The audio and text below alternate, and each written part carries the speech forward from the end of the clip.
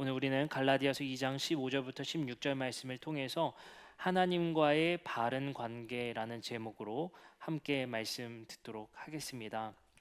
저번 주는 우리가 베드로와 있었던 안디옥 사건, 이방인들과 식사하다가 야고보에게로부터 오는 어떤 이들이 왔을 때에 베드로가 그 자리를 황급히 피했던 그 사건을 함께 살펴보았고, 바울의 열심의 회심이 이제 약함을 자랑하는 이로 회심한 사건을 우리가 함께 말씀을 통해 배웠습니다. 오늘 우리는 갈라디아서 본문을 이해하기 위한 가장 핵심 본문인 갈라디아서 2장 15절부터 16절 말씀을 함께 듣고자 합니다. 두 구절에 불과하지만 이번 주, 다음 주 2주 동안 2부로 나눠서 말씀을 듣도록 하겠습니다. 제가 원고를 다 썼는데 이게 8장이 되더라고요. 그래서 이걸 줄여서 1부로 오늘 나누고 다음 주에 하반절 함께 나눌 수 있도록 하겠습니다. 오늘은 우리가 2장 16절의 상반절 말씀을 함께 이해해 보고자 노력했으면 좋겠습니다. 2장 15절 말씀을 보면요, 바울이 이렇게 말합니다. 우리는 본래 유대인이요 이방 죄인이 아니로되로부터 시작됩니다. 우리는 본래 유대인이다, 이방 죄인이 아니다라는 겁니다. 유대인들은 이방인을 죄인이라 불렀습니다. 여기서 죄인이라는 것은 윤리적이고 도덕적인 문제가 있다라는 표현도 되지만, 유대인들의 세계관에서 죄인이라는 것은 하나님과 바른 관계에 놓여 있지 않은 사람을 의미합니다. 다시 설명드리면 죄인이란 관계적 표현입니다. 하나님과의 바른 관계에 놓여 있지 않는 사람을 죄인이라 표현합니다. 이방인들은 당연히 죄인이라 부를 수밖에 없겠죠. 하나님을 예배하지도 않고 우상을 숭배하고 죄의 세력에 사로잡힌 이들입니다. 그 사로잡힌 이들의 열매는 로마서의 구절들과 같이 모든 하나님의 순리를 거꾸로 사용하는 것들, 영리로 사용하는 것들이 드러나게 됩니다. 로마서 1장 23절에서 바울은 이방인들의 문제를 이렇게 표현합니다. 썩어지지 아니하는 하나님의 영광을 썩어질 사람과 새와 짐승과 기어다니는 동물의 모양의 우상으로 바꾸었느니라. 우상 숭배의 문제를 꼬집습니다. 이것은 하나님과의 바른 관계에 놓여 있지 않는 사람들의 특징이라고 말을 하는 겁니다. 하나님과의 바른 관계에 놓여 있지 않는 사람들은 죄의 세력과의 관계, 결탁이 되어 있는 것이고, 바울은 죄의 삭은 사망이다, 이 결탁된 사람들의 종말은 사망에 이를 것이라고 합니다. 그리고 이들은 죄의 열매를 맺게 되는 것이죠. 바울은 이렇게 이방인들을 하나님과 바른 관계에 놓여 있지 않음으로 인해서 열매 맺는 죄들을 문제 삼습니다. 그러면 유대인들은 어떨까요? 바울은 유대인들의 문제를 이렇게 꼬집습니다. 로마서 3장 1절부터 2절에 새 번역에 이렇게 말합니다. 그러면 유대 사람의 특권은 무엇이며, 여기서 그러면이라는 것은 이방 사람들의 문제점을 지적한 후에 이제 유대인들을 말하겠습니다. 유대인들은 괜찮습니까? 라고 이제 반문하는 겁니다. 그리고 이렇게 말합니다. 그들의 특권은 무엇이며 할례의 이로움은 무엇입니까? 모든 면에서 실제로 많이 있습니다. 첫째는 그들이 하나님의 말씀을 맡았다는 것입니다. 유대인 당신들은 분명히 이방인들보다 특별합니다. 왜냐하면 하나님의 말씀을 먼저 받은 사람들이기 때문입니다 라고 말을 합니다. 그리고 나서 9절부터 12절에 이렇게 말합니다. 그러면 어떠하냐? 우리는 나으냐? 결코 아니라. 유대인이나 헬라인이나 다 죄 아래에 있다고 우리는 이미 선언하였느니라. 기록된 바 의인은 없나니 하나도 없으며 깨닫는 자도 없고 하나님을 찾는 자도 없고 다 치우쳐 함께 무익하게 되고 선을 행하는 자는 없나니 하나도 없도다. 유대인들도 마찬가지의 상황에 놓여 있다는 것이 바울의 주장입니다. 여기서 10절에 이렇게 말하죠. 기록된 바 의인은 없나니 하나도 없다. 여기서 의인이라는 것은 아까 설명드린 죄인과는 반대적인 표현이죠. 아까 죄인이 뭐라고 했죠? 하나님과의 바른 관계에 놓여 있지 않는 사람. 의인은 뭐겠어요? 하나님과의 바른 관계에 놓여 있는 사람. 그 바른 관계에 놓여 있는 사람은 당연히 선한 열매를 맺을 거라는 것입니다. 하지만 유대인들의 열매는 선하지 않았다는 것이죠. 그렇기 때문에 유대인들조차도 의인이라 말할 수 없다는 것이 바울의 주장입니다. 오늘 본문 16절은 이렇게 시작합니다. 사람이 의롭게 되는 것은 이라고 표현합니다. 여기서 우리가 먼저 살펴봐야 될 것은 이제 아까 표현드렸던 죄인의 반대말, 사람이 의롭게 된다라는 것. 헬라어로 디카이오입니다. 여러분들 뭐 주목하실지 모르겠지만 제가 썼던 논문이 디카이오 시네예요. 이건 디카이오 하나님의 의에 대한 연구를 했기 때문에 제가 여러분들께 오늘 설교가 굉장히 어려울 수 있다라는 거 미리서 양해를 부탁드립니다. 하지만 쉽게 설명드리면 디카이오 의롭게 하다, 이게 수동태형이거든요. 하나님과 관계가 의롭게 되다라는 표현이에요. 관계적인 표현입니다. 이걸 사실 두 가지로 해석할 수 있거든요. 첫 번째는 법정적으로 하나님이 너 의로운 사람이야 라고 법정적인 선고를 내릴 때도 의라는 표현을 써요. 두 번째는 하나님과의 관계로 표현될 때도 의롭다라는 표현을 써요. 이 두 가지 중에 우리는 선택지를 가지게 됩니다. 그렇기 때문에 이게 해석이 어려워요. 저는 여러분들께 설명드릴 때는 두 번째 선택지, 하나님께서 의롭다 선고하시는 것이 아니라 하나님과 바른 관계에 놓여 있다라는 관점으로 설명드리고 싶어요. 그러면 이렇게 읽을 수 있습니다. 사람이 하나님과 바른 관계에 놓여 있다라는 것은 이라고 읽을 수 있겠죠. 다시 말해 사람이 의롭게 되는 것은 이라는 표현을 하나님과 바른 관계에 놓여 있을 수 있는 것은 이라고 바꿔 읽을 수도 있습니다. 자, 그러면 우리 한번 봅시다. 바울의 주장은 이런 거예요. 사람이 의롭게 되는 것은 율법의 행위 때문이 아니다. 고쳐 말하면 사람이 하나님과 바른 관계에 놓여 있는 것, 바른 관계 속에 있다는 것은 율법의 행위로 된 것이 아니다라고 바울은 주장하는 것이죠. 뒷부분은 다음 주에 얘기할 겁니다. 그러면 하나님과 바른 관계와 율법의 행위와의 관계를 우리가 알아야 할 필요성이 있겠죠. 여기서 우리가 한 가지 생각해야 될 것이 있습니다. 관계를 기억하세요. 관계. 성경에서는 이 관계라는 세계관이 매우 중요합니다. 이것을 성경적 용어로는 계약이라는 표현을 써요. 계약. 계약되어지다는 것은 관계적 용어죠. 하나님과 이스라엘 백성들은 계약된 관계예요.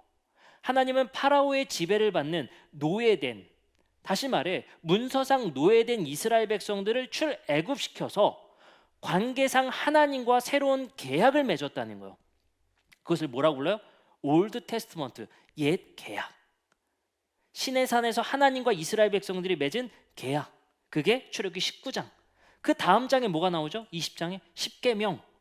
관계되어진 사람들이 지켜야 될 법이 바로 십계명입니다. 아시겠죠? 그리고 나서 출애굽기 24장에 뭘 하죠? 소를 잡아다가 양푼에 그 피를 쏟고 반은 어디다 쏟아요? 제단에 쏟고 반은 이스라엘 백성들에 쏟습니다. 그리고 이것은 무슨 피다? 언약의 피다라고 얘기함을 통해서 하나님과 이스라엘 백성들이 피로 완전한 계약을 맺습니다. 이제 이스라엘 백성들은 하나님과 관계 속에 있는 의인들이에요. 이걸 뭐라고 표현한다고요? 의인, 바른 관계 속에 있는 겁니다. 그럼 이스라엘 백성들에게 중요한 것은 뭐냐면요, 이 관계가 잘 유지돼야 합니다. 부부관계도 마찬가지죠. 우리가 법적인 혼인 신고를 하지만 이 관계가 계속 유지될 수 있는 것은 서로 사랑하고 아끼고 배려함을 통해 이 관계가 유지되게 되는 것이죠. 그렇죠? 자, 마찬가지로 하나님과의 관계 또한 이스라엘 백성들에게 조건부 수용이었습니다. 이렇게 말을 합니다. 출애굽기 19장 5절입니다. 세계가 다 내게 속하였나니 너희가 내 말을 잘 듣고 언약을 지키면 너희는 모든 민족 중에서 내 소유가 될 것이다. 여기서 우리가 좀 바꿔서 읽을 필요성이 있어요. 내 말을 잘 듣고 내 언약을 지키면 내 소유가 될 것이다. 이건요, 너희가 나와 계약을 맺으려면 내 말을 잘 듣고 내 언약을 지켜라 라가 아니에요. 이 말은 너희가 내 소유가 계속 되려면, 내 안에 머무르려면 내 말을 듣고 내 언약을 지켜라 라는 거예요. 뭐요? 계약법을 지키라는 거예요. 계약대로 행하라는 겁니다. 그 계약을 너희들이 잘 이행하면 내 소유로 머무를 수 있다라는 표현이에요. 그렇기 때문에 유대인들에게 율법이라는 것은 자신들의 정체성이자 하나님의 계약 관계 안에 머무는 수단입니다. 근데 이게 잘 될까요? 안 되죠. 왜냐하면 그들은 아담과 하와로부터 이미 교훈되어졌습니다. 어떤 게 교훈되어졌어요? 하나님 안에 머무는 에덴에서의 삶을 자신들의 범죄로 말미암아 쫓겨난 사건이 있었기 때문에, 그렇기 때문에 우리가 여기서 생각해야 될 것은 하나님이 그들에게 조건부로 계약 관계를 맺었지만 그들에게 한 가지 더 준 것이 있으니 바로 제사입니다. 율법을 어기면 이제 그들과의 관계가 깨어지는 것을 방지하기 위해서 하나님께서는 그들에게 제사를 주시게 되는 것이죠. 두 기능은 하나님의 소유 안에 계속 머무는 기능을 갖게 됩니다. 그러면 다시 우리가 오늘 본문으로 들어와서 사람이 의롭게 되는 것은 이라는 표현은 우리가 하나님과의 바른 관계에 머무는 것은 이라는 표현이에요. 하나님과의 바른 관계에 계속 머무르려면 이라는 표현이 맞습니다. 자, 그러면 이제 우리가 한번 생각해 봅시다. 구약의 세계관을 조금 더 깊이 생각해 봅시다. 하나님은 이스라엘 백성들에게 요구했어요. 내 소유 안에 머무르려면, 내 안에 머무르려면 너희가 내 말을 잘 듣고 내 언약을 지키면 머무를 수 있다고 했습니다. 그것이 바꿔 말하면 하나님께서는 이스라엘 백성들이 이렇게 요구한 거예요. 너희들에게 무거운 짐을 주려는 것이 아니야. 내가 너무 거룩한데 너희도 이 거룩한 법을 지켜야 거룩과 거룩이 함께 공존할 수 있어. 이 말은 너희가 내 말을 잘 듣고 똑바로 해 이런 표현이 아니에요. 나 너희랑 너무 함께 하고 싶은데 너희가 그 거룩을 지켜줘야겠어. 그래야 내가 너희 안에 머무를 수가 있어. 꼭 지켜줘. 난 너희와 함께 하고 싶거든. 이게 사실은 우리가 읽었을 때 뉘앙스는 안 지키면 혼날 줄 알아 이런 느낌이 아니라 머무르고 싶다.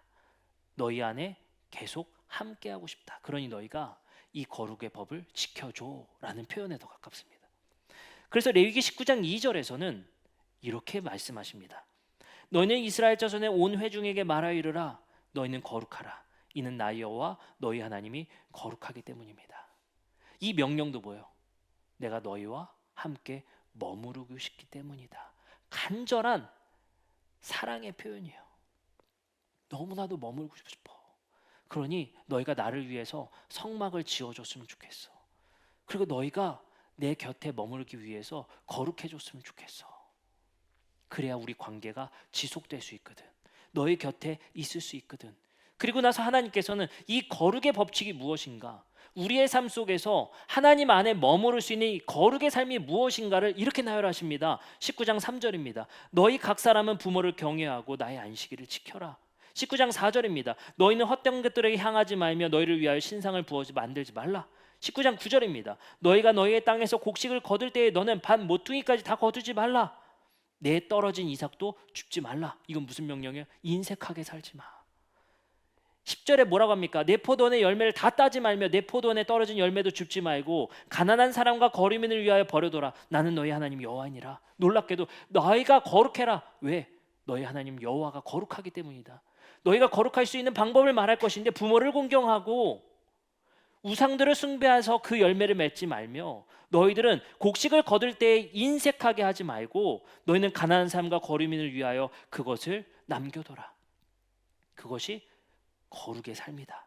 19장 11절에 이렇게 말합니다. 너희는 도둑질하지 말며 속이지 말며 서로 거짓말하지 말라.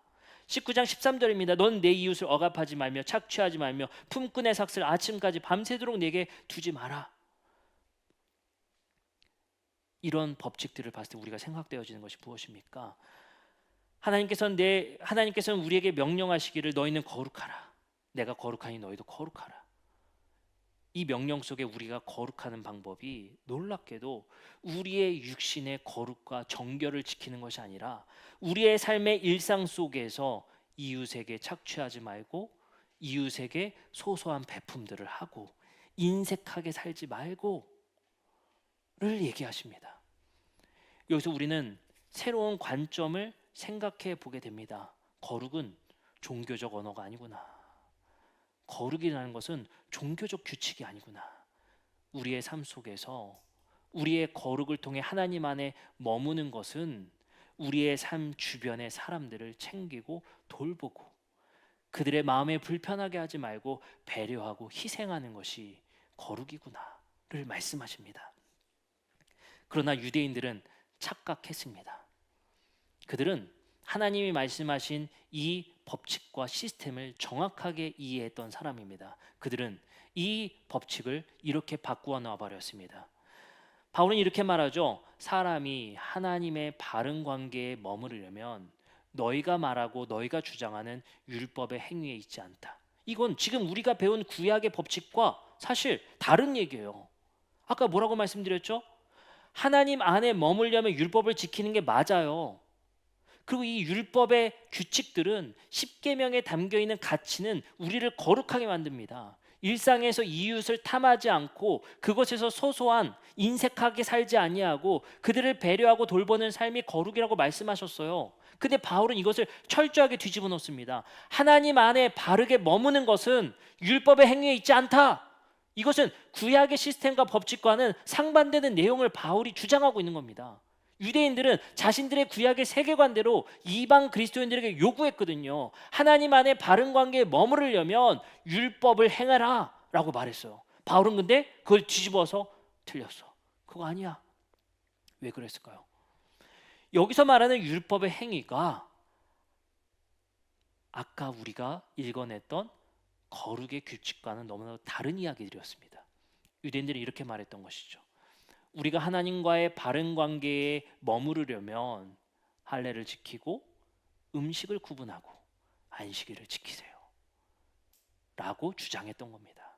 바울은 율법이라는 것을 부정한 것이 아니라 그들이 이 율법을 자신들의 뜻대로 민족주의적 종교로 바꾸고 자신들의 정체성을 자랑하기 위한 몸에 새기는 것들로 바꿔놨다는 거예요. 그래서 유대인들은 이렇게 주장한 겁니다. 하나님과의 바른 관계 안에 머무르려면 할례를 하십시오. 그리고 안식일을 지키십시오. 그리고 음식을 구별하여 드십시오 라고 주장했다는 것입니다. 근데 바울은 구약에도 그렇지 않고 그리고 하나님의 능력은 그렇게 발생하지 않는다는 것이 바울의 주장이었습니다. 유대인들은 철저하게 분리주의자가 되려고 했습니다. 그들은 유대인 때도 마찬가지였지만 그리스도인이 되고 나서도 분리주의적 성향이 있었던 것입니다. 하나님 안에 관계에 바르게 머무는 것이 우리의 정체성을 드러내는 것이 할례에 있다고 주장하는 거예요. 그러니까 바울이 화가 나는 겁니다.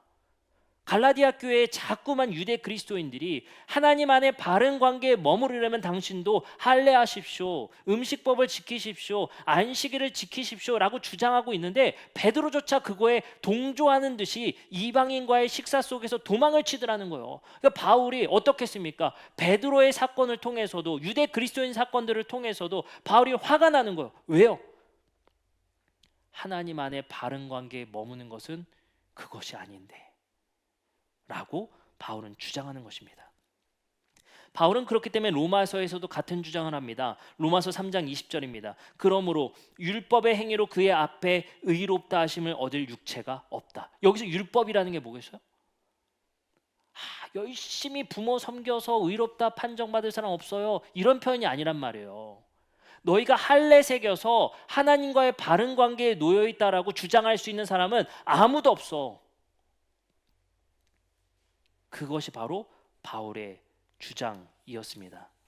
오늘 본문 말씀과 연결해서 그러면 이제 예수 그리스도께서 복음서의 말씀을 통해 우리에게 가르쳐 주신 한 사건을 함께 들여다봅시다. 바로 삭개오 이야기입니다. 누가복음 19장 1절부터 10절 우리가 잘 아는 삭개오 이야기죠. 삭개오 이야기입니다. 삭개오, 예수께서 여리고로 들어가 지나가시더라. 삭개오라 이름하는 자가 있으니 세리장이요 또한 부자라.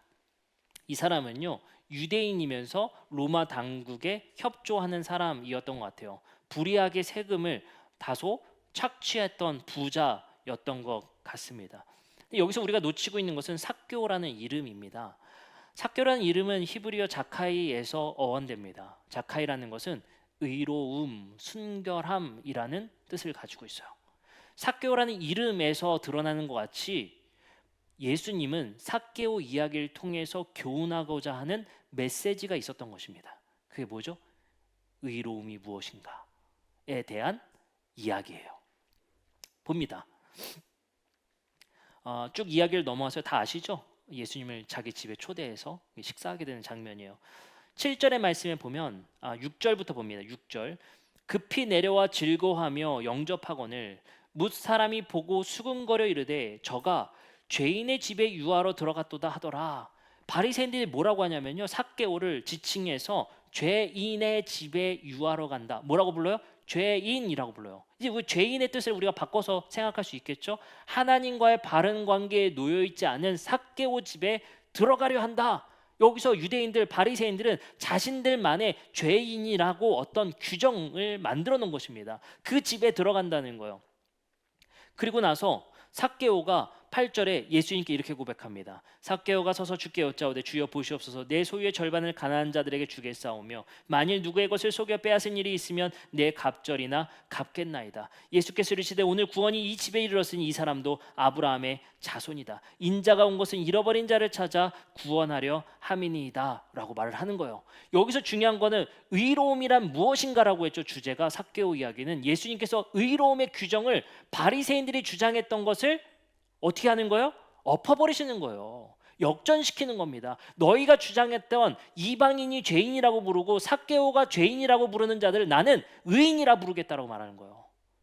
너희들이 죄인이라 규정하는 그 규정을 내가 기준을 바꾸겠다는 거예요. 하나님과 올바른 관계에 놓여 있는 사람이 어떤 사람인가를 내가 말해주겠다는 거예요. 어떤 사람입니까? 삭개오가 예수께 8절에 내 소유의 절반을 가난한 사람에게 주며 뺏은 것이 있으면 갑절을 갚겠습니다. 뭐예요? 자신의 삶을 회개하고 이웃을 돌아보는 삶으로 전향했을 때 그 사람이 의인이다라고 말하는 거예요. 너희가 말하는 의인, 너희가 기준 잡는 죄인, 그 사람들을 찾으러 왔다. 그것이 바로 예수 그리스도가 말하는 의인이 되게 되는 거예요. 마태복음 9장 11절에서는 이렇게 말합니다. 바리새인들이 보고 그의 제자들에게 이르되 어찌하여 너희 선생은 세리와 죄인들과 함께 잡수시느냐. 여기서 뭐래요? 그들이 기준 잡았던 세리와 죄인과 왜 식사하시느냐. 누가복음 15장 2절엔 이렇게 말합니다. 바리새인과 서기관들이 수군거려 이르되 이 사람이 죄인을 영접하고 음식을 같이 먹는다 하더라. 여기서 반복적으로 등장한 사람이 바로 죄인입니다. 그리고 이걸 죄인이라는 기준을 누가 말하고 있어요? 바리새인이 말하고 있다는 거예요. 예수 그리스도의 말씀은 너희가 죄인이라 부르는 사람을 새로운 관점을 제시하는 겁니다. 그리고 예수님께서는 그들을 영접하고 그들이 잃어버린 자이다라고 예수님께서는 말씀하시는 겁니다. 오늘 본문도 마찬가지겠죠. 너희들이 말했었던 하나님과의 바른 관계에 머무르려면 할례와 음식과 안식일을 구분지어서 먹어라. 그것이 그들과 구분짓는 삶이야 라고 표현하는 것이죠. 이건 마치 내가 종교란에 그리스도인이라고 쓰는 것이 그들과 구분짓는 삶이야, 주일날 교회에 출석하는 것이 그들과 구분짓는 삶이야와 같은 뜻이에요. 이것으로 그들과 구분짓려 하는 것, 그들과 나는 달라라고 표현하고자 하는 것, 그것이 외식이고 바울이 철저하게 거부했던 사실입니다. 우리가 교회에서 하는 행위들, 종교적 행위들이 내가 그리스도인이라는 것을 보증받으며 그들과 그것을 구분지려는 것으로 사용하는 것, 그것을 바울은 부정하는 것입니다. 그렇다면 하나님과 바른 관계에 놓여 있는 것, 진정으로 하나님과 바른 관계에 놓여 있는 사람은 무엇인가? 다음 주에 말씀을 드리게 됩니다. 그렇죠? 그게 하반절에 이제 하나님과 바른 관계에 놓인 사람은 누구인가를 말씀하시는 거예요. 오늘 본문상에서 우리가 상반절로 결론을 지려고 하는 것은, 그러면 갈라디아서에서는 이제 하나님과의 바른 관계에 놓여 있는 사람에 대해서 갈라디아서 5장 13절에서 14절의 결론부에서는 이렇게 말씀하십니다. 형제들아, 너희가 자유를 위하여 부르심을 입었으나 그러나 그 자유로 육체의 기회를 삼지 말고 오직 사랑으로 서로 종노릇하라. 온 율법은 내 이웃을 사랑하기를 내 자신같이 사랑하라 하신 말씀에 이루어졌다. 보세요. 바울이 율법을 부정하고 있어요? 율법의 핵심을 잘 지키라고 해요? 잘 지키라고 하는 거예요. 바울이 부정하는 것은 하나님과의 올바른 관계에 머무르기 위한 그들의 외식적인 그들과 구분짓기 위한 방식으로 율법을 지키는 그 특정 율법들을 가리키는 겁니다. 바울은 도리어 갈라디아서 5장의 결론부에서 사랑으로 종로를 해라, 온 율법은 내 이웃 사랑을 내 자신과 같이 하라 하신 말씀에서 이루어졌다, 완성됐다, 율법을 열심히 지키라고 하는 사람이에요. 그러므로 너희가 율법을 지킴으로 하나님의 거룩 안에 머물러라 라고 말하는 겁니다. 그 노하우와 그 핵심은 한 단어, 사랑. 하나님이 우리 안에 머물기 위한 방식은 바로 사랑인 거예요. 갈라디아서 5장 22절부터 25절입니다. 오직 성령의 열매는 사랑과 희락과 화평과 오래 참음과 자비와 양선과 충성과 온유와 절제니 이 같은 것을 금지할 법이 없느니라. 그리스도 예수의 사람들의 육체와 함께 그 정욕과 탐심을 십자가에 못 박았느니라. 만일 우리가 성령으로 살면 또한 성령으로 행할지니 6장 2절에 이렇게 말합니다. 그러므로 사랑은 여러분은 서로 남의 짐을 져주십시오. 그렇게 하면 여러분들이 그리스도의 법을 성취하실 겁니다. 사랑이 뭔지를 말하고 있어요. 서로의 짐을 져주는 것, 서로의 근심과 무게를 함께 지고 가는 것, 그것이 사랑이라고 말합니다. 우리가 하나님과의 바른 관계에 머무르고 놓여 있을 수 있는 것은 사랑입니다. 하나님이 우리 교회 안에, 우리의 삶 안에 함께 머무는 그 올바른 관계에 놓여 있고, 그 올바른 관계에 우리가 머무를 수 있는 방법은 우리 안에 사랑이 있어야 된다는 거예요. 우리의 사랑의 관계 안에 하나님이 머물고 우리도 하나님 안에 머문다는 겁니다. 그것은 결코 우리의 종교적 관습 때문에 실행되지 않는다는 거예요. 어쩌면 바울의 이 교훈은 2000년이 지난 지금도 우리는 망각하고 실수를 하고 있는 것 같습니다. 우리가 그리스도인 됨의 자부심을, 그리스도인 됨의 증거를 무엇으로 세상 사람과 구분짓려 합니까?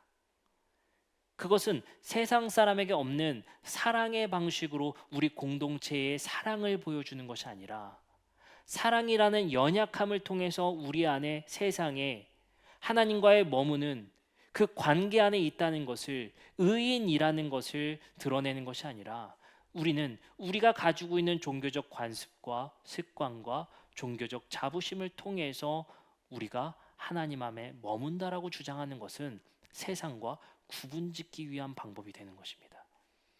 우린 이런 역사적 삶을 오랫동안 살았죠. 나는 뭐 안 해, 나는 이거 안 해, 저거 안 해, 이거 안 들어, 안 먹어. 얼마나 많았습니까? 이것이 우리 스스로가 어쩌면 내 그리스도인 됨의 경건과 거룩의 표현일지 모르겠지만, 그것은 세상 사람과 우리를 구분짓기 위한 방법이었다는 것입니다. 그래서 하나님께서 주신 율법은 폐쇄적인 율법으로서 지키는 유대인데, 바울은 율법을 확장적 사랑이라는 방식으로 지키길 원했던 거예요.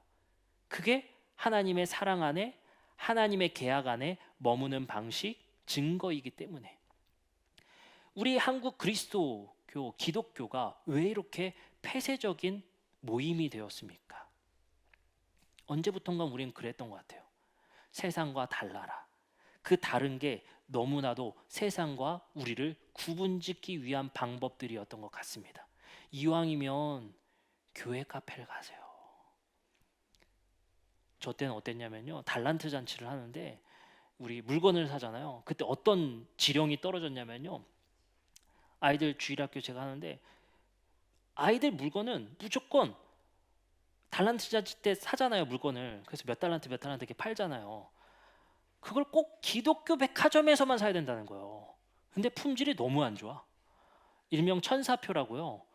너무 품질이 안 좋은 거예요. 그리고 나중에 가니까 애들이 안 좋아해. 안 좋아요. 근데 그것이 우리는 그리스도인 됨이라고 생각을 했어요. 야, CCM만 들어. 야, 어디서 세속 노래를 야, 어디서 교회에서 CCD 춤을 추려고 그래. 이게 이런 방법 안 하고 안 먹고 안 보는 것이 우리의 거룩인 줄 알았고, 어쩌면 우리 그리스도인들의 정체성이라고 생각했습니다. 근데 이것은 마치 세상과 우리를 구분짓기 위한 수단들이 돼버렸는지 모르겠어요. 하나님은 그것을 원치 않으셨습니다. 우리 그리스도인들은 확장적 사랑의 방식을 통해서 서로의 짐을 져줌을 통해서 세상과 소통하기를 바라셨어요. 예수님은 예루살렘의 성전에서 사역하신 분이 아니라 그는 갈릴리에서 나사렛에서 아주 세속적인 사람들과 사역했습니다. 그래서 사람들은 예수를 그렇게 불렀어요. 그는 먹기를 탐하고 죄인들의 친구입니다. 우리는 이 죄인들과 친구입니까? 우리는 이 죄인들과 구분 없이 살 수 있습니까? 이것이 오늘 우리의 바로 질문입니다. 갈라디아서 6장 2절을 다시 봅니다. 여러분은 서로 남의 짐을 져주십시오. 그렇게 하면 여러분이 그리스도의 법을 성취하실 겁니다. 여러분들, 우리는 율법의 행위로 하나님의 관계 안에 머무는 것이 아니라 진정한 하나님께서 우리에게 주신 율법, 사랑의 확장의 방식을 통해 하나님 안에 머무는 우리 더드림교회 성도님들이 되시기를 주님의 이름으로 축복합니다. 여러분들, 서로의 무게를 함께 져줍시다. 우리 청년들의 무게를 좀 져주시고요. 우리 3040 또 육아로 고생하는 그 짐을 함께 져주고요. 잠옷실에서만 있어서 예배드릴 수밖에 없는 사람들의 짐을 함께 져주고요. 세상과 이제는 세상의 문명의 발전을 따라가기 힘든 우리 권사님들의 짐을 함께 져주고 도와주고요. 이것이 우리가 바로 율법을 열심히 지킴으로 하나님 안에 머무는 것입니다. 우리의 삶에 이러한 일이 일어났으면 좋겠습니다. 어제 보니까요, 말씀을 마치면서 제가 참 흐뭇한 일이 있었어요. 어떤 일이 있었냐면요, 우리 나들목 성교회 청년들이 우리 정상은 집사님 집에서 이렇게 다 같이 모였더라고요. 한 14명, 15명 모여서 이제 식사도 하고 이런 섬김이 있었습니다. 그래서 같이 모임 속에서 즐거워하는 저는 이렇게 사진만 받아봤습니다. 어제 이제 갈 수가 없어서 이제 사진만 받아보면서 여러분들 오해하지 마세요. 제가 안 간다는 겁니다. 초청을 못 받은 게 아니라 안 간다고 자발적으로 안 간 거예요. 사진을 보니까 너무 즐거워하고 행복하고 너무 보기 좋더라고요. 너무 보기 좋더라고요. 그런 모임들을 보면서 서로의 짐을 져주는 것이 무엇일까? 이 환대가 상당히 어려운 거거든요. 우리의 무게를 함께 져준다는 것이 무엇일까 고민할 수밖에 없습니다. 근데 안 가길 잘한 것 같아요. 내용을 보니까 가서 언제적 게임인지 모르겠지만 마피아를 했다고 하니까 제가 별로 안 가길 잘했다. 제가 또 목사인데 거기서 마피아를 하고 있을 수는 없지 않습니까? 또 거기서 제 신분을 숨기고 할 수 있는 것도 아니고. 그래서 제가 보면서 참 흐뭇하다. 우리 청년들이 이제 모이기를 즐거워하는구나. 함께 식사하고 교제하고 이 안에서 서로의 짐을 져주는 우리 청년들이 되었으면 좋겠다. 그리고 오랜 교회의 우리 더드림교회 역사, 그 동인교회 역사 속에서 우리 기성세대가 얼마나 많은 짐을 지금까지 지고 왔습니까? 이제 그 짐을 우리 청년세대도 나눠줬으면 좋겠어요. 그리고 청년세대도 육아세대도 함께 서로의 무게와 짐을 서로 소통하고 교통함을 통해서 그 짐을 지어줄 수 있는 우리 더드림교회 성도님들 됐으면 좋겠습니다. 우리 이 시간 함께 찬양하고 기도하는 시간 갖도록 하겠습니다.